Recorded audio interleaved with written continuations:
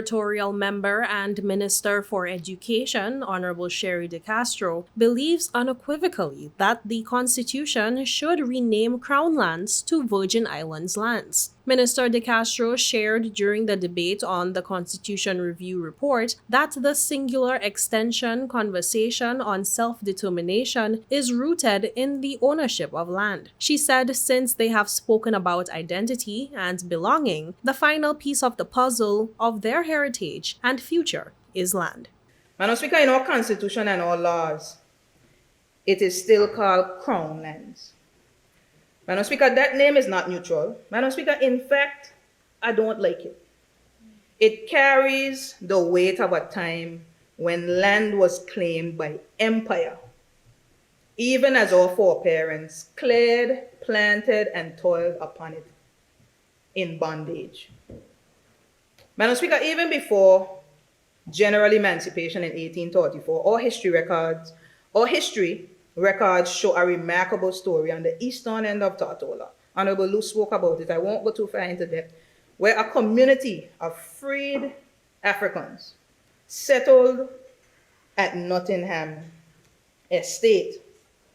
Madam Speaker, with that freedom came something precious: land. That experience taught a lasting truth, Madam Speaker. Freedom without land is fragile. Freedom with land is rooted. So, Madam Speaker, after emancipation, men and women across these Virgin Islands, worked and sacrificed hard, Madam Speaker, to acquire parcels of land, staking their identity, their dignity, their future, Madam Speaker, on the very soil that they had the responsibility of once tilling. Madam Speaker, that history explains why land matters so deeply to Virgin Islanders today, Madam Speaker.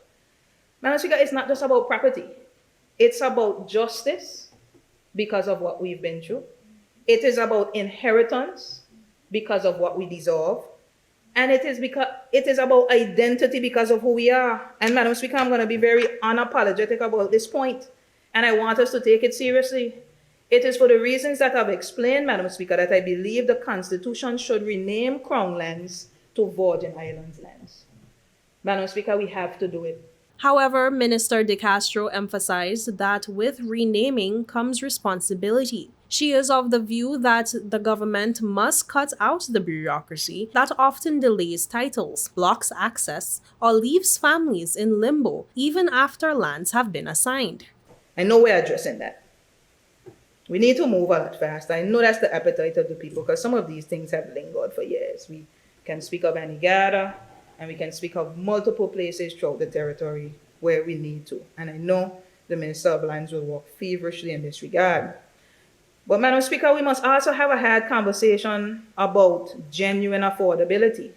Madam Speaker, I know recently this matter was addressed in the revised act, but I want to use this opportunity to say that we must re-examine that to ensure that any increases have not placed Virgin Islands lands outside of the reach of Virgin Islanders.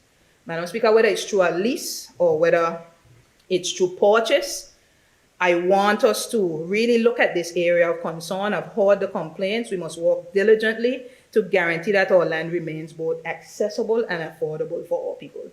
That is a mandate that I want to be a part of because, Madam Speaker, if land is the foundation of freedom, then access to land must be the cornerstone of any policy that we create, or people must be in a position to access lands. Madam Speaker, without it, we risk repeating an old injustice.